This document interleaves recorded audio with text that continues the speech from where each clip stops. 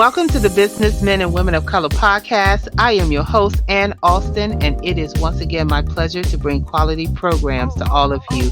I am so excited, yes, again, with another amazing professional here that is on the 2018 BMWOC, and he is one of my speakers for the Veterans Biz Up Conference that is coming up in August. So you do not want to miss that. I'm going to have that information down below so that you can sign up. It is free for veterans. And if you are interested in exhibiting or being a service provider at this conference, please get with me on that. So as you can see, we have so many people on this podcast because in 2018, this is the platform to be on. So if you missed it this year, make sure that you touch base to get on it in 2019. Just in case you did not know, the purpose of the BMWC podcast is to not only share our industry information, but we are encouraging you, the career seekers, to enter their line of work and see the different trends and changes that is going on in our profession so that you can make a better decision. And you can only do that if you visit all of the pages and listen to all of the podcasts that are here so you can get the full breadth of what's going on out here in the different industries so that you can also share that information with your community. Before we get started with our interview today, we're going to thank our corporate business partners and sponsors, which are Cat Serrano, LLC, Cheryl Wood Empowers, Concern and Learning, Evangelism Radio, Genesis Preferred Solutions, J Coach International, Nels Tax Help, My Financial Home, Power, STCI, and the student teacher, along with our other business partners and everyone who is supporting this effort. So today we have on our podcast Chris Jordan, who is the executive leader of TEAM CNE LLC, which is a independent executive leadership and life coaching firm. He specializes in this organization that he runs, specializes in training, equipping, and motivating people to reach and exceed their goals, both professionally and personally. Chris holds a graduate certificate in Christian ministry from Liberty University, a MS and BS degree in management public safety, and he has a leadership program from John Hopkins and so many other accolades in terms of his career in the Air Force and all of his stuff in Toastmasters, which you can continue reading on his bio right now while we get right into our interview with Chris Jordan. Welcome to the podcast. Wow, thank you for having me, Ann. It's a pleasure to be here. No problem. Okay, so I gave you everybody all this good stuff about you, but I would like for you to tell them who you are, where you're from, and how did you get into the Air Force, and then lead into how you got into leadership training. Yeah, awesome. Okay. So long time ago in a galaxy far, far away, I was born in South Chicago. I'm not going to say I just celebrated a birthday, and I'm 25 plus. So happy birthday! That goes. Thank you. But yeah, a long time ago, I was born and raised in a South Chicago place called Lansing, Illinois. And honestly, I think my leadership journey started very early because of the life I lived. I was raised without a mother. My grandparents raised me. My dad was kind of there for a little while. There's some extracurricular activities going on and things like that. And at a certain point, my dad ended up remarrying, and I was 8 years old. And from that point on, my life completely changed. There was a lot of things that we've all gone through in our life, that the bad stuff. And all I will say about that to get into this is around 15, I was emancipated, and basically on my own. So, kind of trying to figure out what I was going to do, surviving, working, all those kind of things. An opportunity arose to join the Air Force. And it was one of those things I wanted to do. I wanted to be an A-10 pilot. And my depth perception is not good enough. And so I ended up in the security forces / law enforcement career field. Okay. And so very early on in my Air Force career, I had an opportunity to do something at a very low rank. And it was to change a complete where I worked, we were around priority weapon security and stuff like that. And there's a certification process, and our certification process for our specific unit was about 30%, which is abysmal. And so myself and another airman, and that's a low rank, depending on, private or whatever it is in the other services, took it upon ourselves to create a training program that would everybody would go through before they went through the actual certification. And in 3 months, we changed it from 30% to 90%. And then we sustained it for the next year. And we're able to kind of turn that over and created everything from scratch. So I kind of knew right then and there without really knowing. But if I go back, I can understand that's kind of where I started seeing my desire to really influence and help others kind of really reach their potential began there. And also what I noticed was that intentional action part that's so important in what I do now, in really helping people to not just talk about their dreams, but take action on those dreams. And Mm-hmm. so my career progressed through the Air Force. I was in the Air Force for 11 years. I held a lot of positions at a much lower rank than the normal position, and so I always was in these places of authority when normally you wouldn't be. So I had to learn really quick how to navigate and create and leverage relationships to get people to do what I needed them to do, because in the military, rank is a big deal. And when you're just a staff sergeant trying to tell somebody 2 or 3 ranks above you, or even an officer, what to do, you've got to have some relational equity. So I learned really quick how to kind of build that. Even if I didn't understand it, I kind of intuitively was able to do that. I got out of the military in 2005 and then joined a local law enforcement agency here. And that really amped up that whole connectivity part of who I am. And, going to these calls for service and having to have a really quick impact on somebody's life and be able to efficiently and effectively connect and have some sort of positive outcome other than just arresting people, trying to come up with a solution to a problem really put me on the trajectory to where I am now. So fast forward to just under 2 years ago, April 2016, I had an opportunity, and I resigned from the law enforcement agency I was working for to go into it wasn't at that point business for ourselves. You mentioned my ministry certificate. My wife and I had a ministry, and I was doing a lot Oh, of work wow. with that. Oh. And so it was kind of launching into, well, I just want to go full time ministry, but it quickly changed, because one of the reasons I got that ministry certificate was because I felt a pull towards coaching and teaching. And so I thought it had to do with ministry.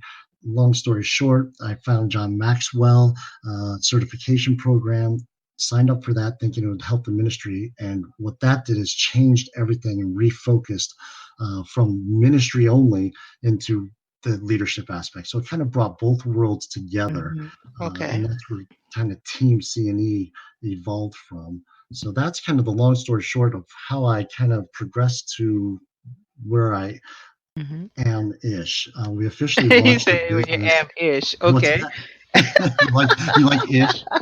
That's right. Okay, because yeah, it just seemed like your whole career background was just evolving continuously without really much effort, and then you also have all these, BS degrees in management, public safety, and so were these just sort of the things that you were aspiring to do during your time in the Air Force, and maybe you thought that your career would go that way, and then it didn't go that way for some reason?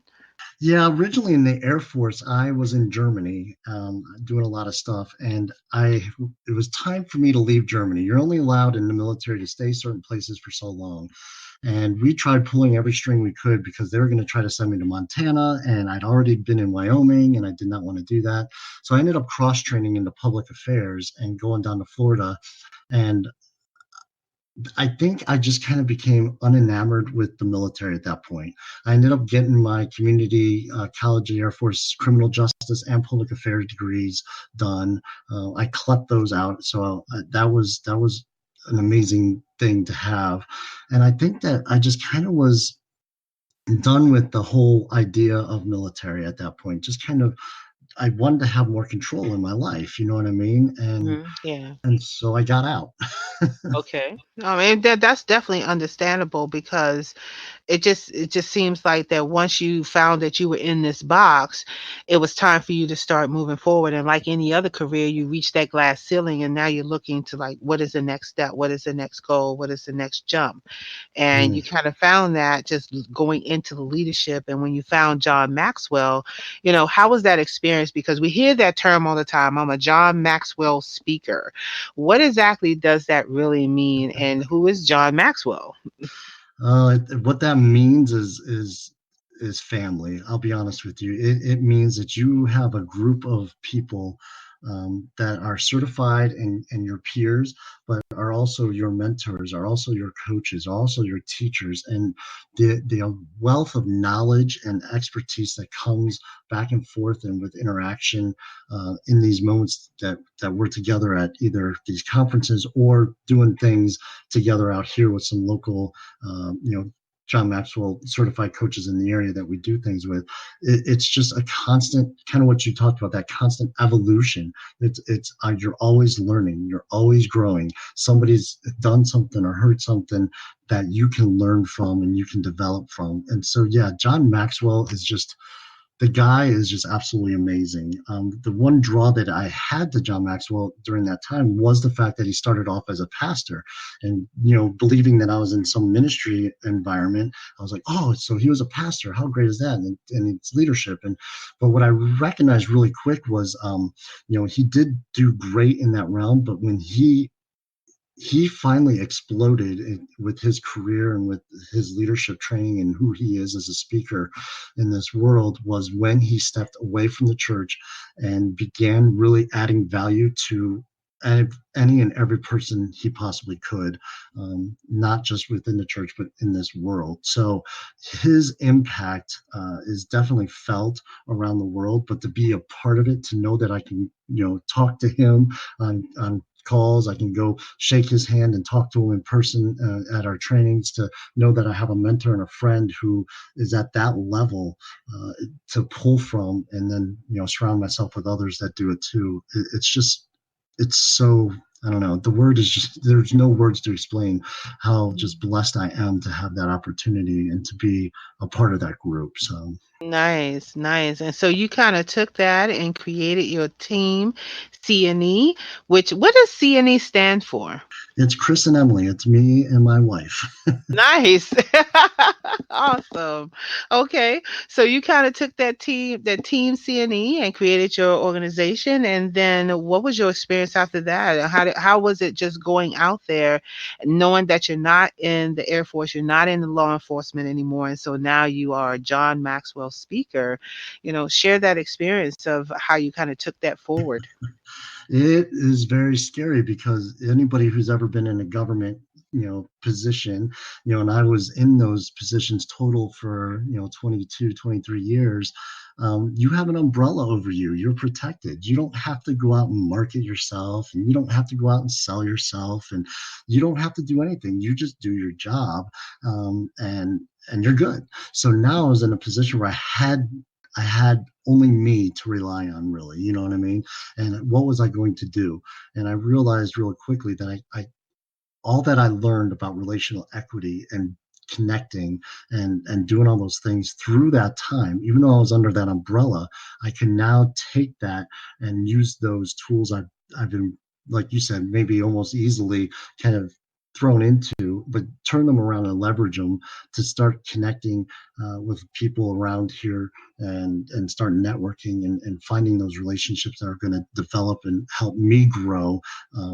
Surround myself with those people that would challenge me and things like that. So, Team CNE evolved because people kind of came together, and the ministry that we had was CNE ministry. So it was like one ministry. If you look at the words, if you hold my card back a little bit, the CNE almost looks like one. So we really wanted to make it about how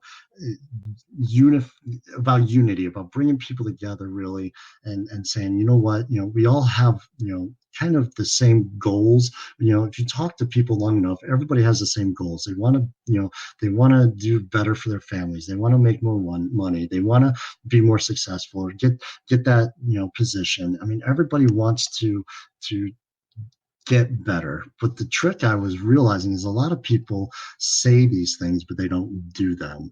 And so that's really how Team CNE evolved. There's that whole coming together of the leadership, the ministry, of everything that I did. Like you said, I have, my master's and my bachelor's are from Johns Hopkins University. And both of those, they're public safety executive leadership programs. So while the degree itself is management, it's very heavy in leadership and team development and stuff like that. So I had 3 powerful years doing that. And, Hmm. that just really is what kind of catapulted me. And I thought I was using that for my job as a police officer, but quickly found out that just like in the military, your schooling doesn't necessarily matter. And even in the real world, and we kind of mentioned it before the recording, our education's good. Maybe it gives us a little bit of credibility just because somebody says, "Oh, Johns Hopkins," or "Oh, Liberty University," or "Oh, John Maxwell." But that credibility only goes so far. There's got to be some sustainable character behind that, and something that you're bringing, your personal story, your personal life, that's going to put that X factor in to really draw people in, to really help them bridge that gap that they're struggling with. And so that's, here I am. Wow, that's fabulous. I think you're doing great, out there teaching people this concept, because what you're bringing to the table is something a little bit more different. You're taking leadership and you're also taking teamwork, and you're like making a nice little pie with that. And you're saying, how can we bring unity to mix in with all of that kind of stuff in addition? Because a lot of times people think leadership is about delegation. It's about, being the person on top. It's about being the example. Mhm. But what you're saying is that leadership is more of team. It's a team aspect. How can you, be a team player and lead by example at the same time? And I Mhm. know a lot of organizations try to achieve that, but as you said, they don't necessarily put it into action. I think maybe this would be a good time to maybe share like maybe 3 or 4 things that they can put into action right now that will give them the how, instead of like, we could talk about it. Let's talk about the how. So, what would be maybe the top 3 hows on how they can put it into action to bring those 3 things together: teamwork, leadership, and consistency, so that they can be a team forever, maybe not forever, but forever. Well, the first thing, and I know I've mentioned it a couple times, is intentionality.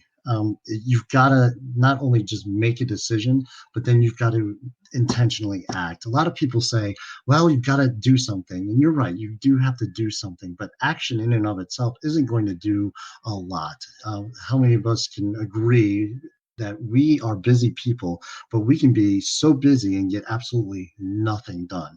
So, are you intentional? And another way of saying that is, are you focused? So not only are you taking intentional action, but are you taking intentional focused action in the direction of what it is you are trying to accomplish? So if that's team developing, or if that's building a business, or if that's whatever it looks like, are you focused in on that, why you're doing this, that vision, that mission? And then are you taking actionable, intentional, massive action toward that? So that's kind of a conglomerate, I guess, of it all. The other thing is make sure that the part of the focus is stay focused and keep your priorities. There's a lot of fires that go on in our days. There's a lot of things that come up. There's a lot of life that happens around us that tries to derail us, and sometimes we got to make tough decisions to stay on course. We got to recognize those things that are not supporting our vision, that are not supporting those goals, and we've got to be able to keep those at a minimum. And the best way to do that is to be able to write it down, have something visible, have an accountability partner, have a coach. Some of these things you've got to intentionally put in place to hold yourself to that standard, to hold yourself on that path. And I think finally, you've got to, one of the things that we always forget is you've got to celebrate those small victories. Because what happens is we see this vision And I think that if we work so hard and we're striving for that, but we miss all those opportunities in between to celebrate those little victories that are going to just help bring more resources, more support, and more things into our sphere of influence to get us to that vision faster.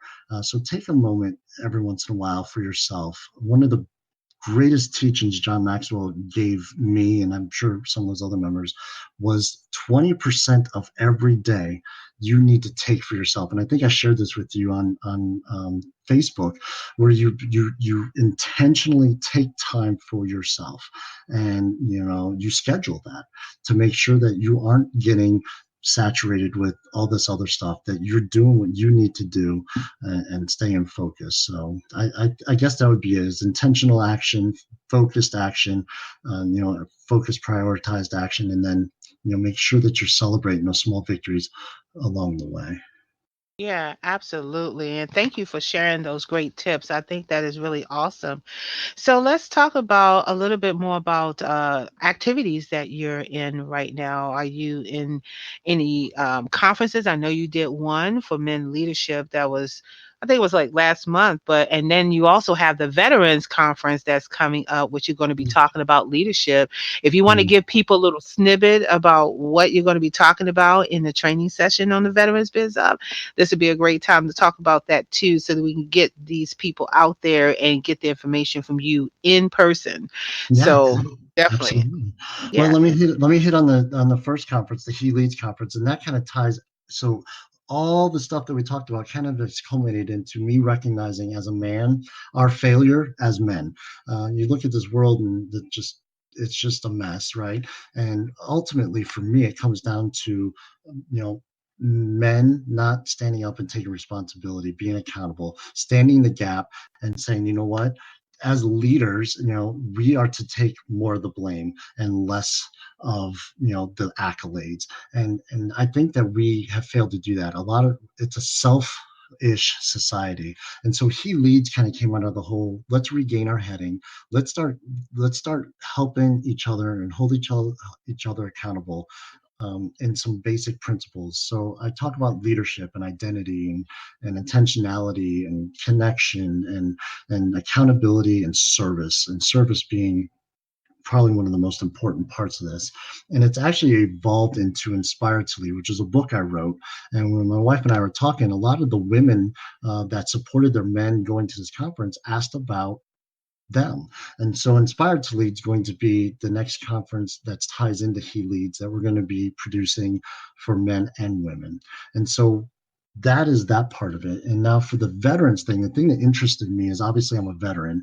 And when I left the military, there was no transition. They had a transition program, but it was sit at a computer, fill out these things, but nobody actually helped you transition or explain, resume writing or how to translate this into the civilian market, all that kind of stuff. So this intrigued me.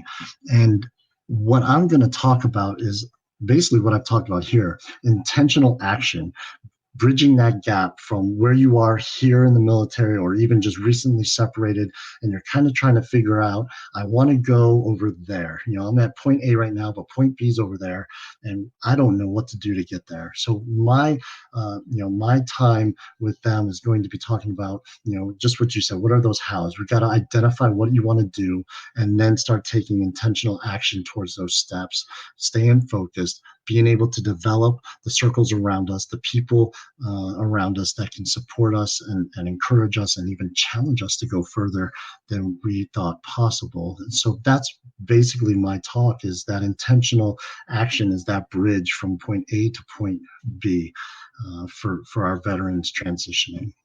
Nice, nice. That sounds really great, and I can't wait to hear it. I'm telling you. And so, for anybody want to know what the Veterans event about, it's Veterans Biz Up, which is going to be hosted here in Maryland in College Park at the Holiday Inn Hotel right on Baltimore Avenue. And you can go to www.veteransbizup Up. That's Veterans Biz Up. I'm gonna get it right, and the link will be on his page as well. And so I want to give you a chance to also share any additional information in terms of your background or what you would like to share for even younger people who is looking to either get into the military or the law enforcement, because we don't really have law enforcement here on the podcast, but because you have that background, you can actually share a little bit of that as far as what the criteria is, what the expectations are, for those younger folks that's listening to your story right now and saying, I think I want to go into the military, or I think I want to be a police officer. Yeah, I mean, I will do my best. I mean, the first thing I would have to say is everybody has a different motivation for doing what they do. Whether it's the military or the police, they're going to ask you why are you here? Like, why did you want to become this? And especially in law enforcement, the most common answer is to help people, right? And while that's noble and while that may be true, I think there has to be a youth. I don't know if training is the right thing, but we need to get people involved in their youth's lives that are going to give real answers and help develop what their motivation to do things really is. I don't think a lot of our youth are coming into their adulthood understanding why they're even here. And I know that there's a lot of people that, even me included, sometimes will say, still don't know what I want to be when I grow up. And I mean, we laugh at that and that's funny. But the truth of the matter is, we should be teaching, training, challenging, empowering, equipping our youth so that when they are in this transition period of 16, 17, 18, going into adulthood, coming out of college, that they have the tools necessary and they have found that motivation and maybe even that purpose for their life before they go get involved in something for the wrong reasons, like AKA a lot of people become police officers because they get to wear a badge and carry a gun, and they will tell you that, and that's a scary prospect because those are the ones that you see on the news that have done something that isn't very good and brings a bad name onto the profession, and vice versa with the military. What is the motivation? A lot of them are joining the military now because it's an option other than prison. It's a way to get citizenship. It's a way to get out of their broken home. Like, these are some of those things that, while in and of itself isn't necessarily bad, you can see the back end of it. There isn't any development of who that person is to begin with. So part of one of the programs we do is we do a global youth initiative, and it is youth training. It is partnered with John Maxwell and Nick Vujicic, and we talk about all those kind of things: identity as a youth, what it looks like to fail right now, to be able to succeed in these trying times of teenagerhood and all this kind of stuff, and I'm finding that there's a lot of youth very, very hungry for adults, especially, to tell them the truth, to not sugarcoat stuff, to be honest with them, to lay it all bare and say, listen, this is how it is. And law enforcement isn't all badges and guns. There's a lot of things there that will really mess with people if you do not have the fortitude and the right motivation behind what you're doing. And the same thing with the military. That's why you get a lot of people coming out of these things very quickly, and they're very messed up mentally. Now, you can be a very strong person and still have those problems. I'm not going to put any of that aside, but I'm just trying to say, going into it, I think we need to prepare our youth better by just being real with them and helping Mhm. teach them how to find their purpose and their why before they just step Right. into something for the wrong reasons.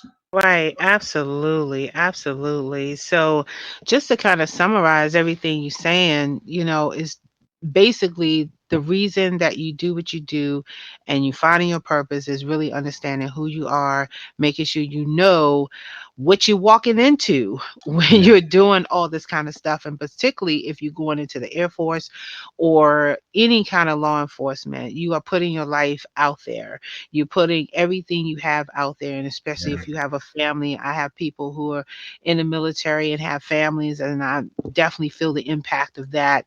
I can't even imagine if anybody in my family were police officers and have to go out there and deal what they have to deal with on a daily basis. Mhm. So, like you said, you have to really understand yourself and know what it is you're walking into before you make that quick decision. And also be mentally sound too, because we don't want people who are having issues to go out there, because we all are struggling with issues at some point. Yes. So yeah, I'm telling you, and you said it all in this interview, and I want people to really hear that, in the passion of your voice, in terms of how you're going to bring people together. And I think you're doing a marvelous job doing that. And I can't wait to see you do your thing at the conference and other places. And then you also trying to put together too a leadership thing that's going to be coming out close to the podcast time, or maybe after the podcast is launched, about leadership training, which is going to be in the group as well. So you need to look out for that. We're going to have that information down below, right, Chris? Absolutely. So we're going to have that. So it's definitely more to come with Chris Jordan and his team CNE. So definitely click the link below, go to his page, check it out. Call him to speak, do a leadership training, buy one of his courses. He has a nice course that he is doing that is really phenomenal. You want to invest in that if you're looking to, elevate what you do. So give out your contact information so they can find you, Chris. Yeah, it's very hard to find me because I'm pretty much anywhere and everywhere. So Facebook, it's just my name, Chris Jordan. Twitter, it's CJ Jordan 76. Instagram, I think, is the same. I'm on Pinterest. I don't even know what my Pinterest is, to be honest with you, but I am on there. But if you go to teamcne.com, that's the Mhm. best way to get a hold of me, because my email, my phone number, and at the bottom of the page are links to all of those sites. I think Mhm. Facebook, LinkedIn, Instagram, Twitter, I think are all on there. So that's the best way to get a hold of me, is through those links. But yeah, my phone number's out there. My what do you call it? My email. Oh my Yep, gosh, all that good definitely stuff all is of out there. it.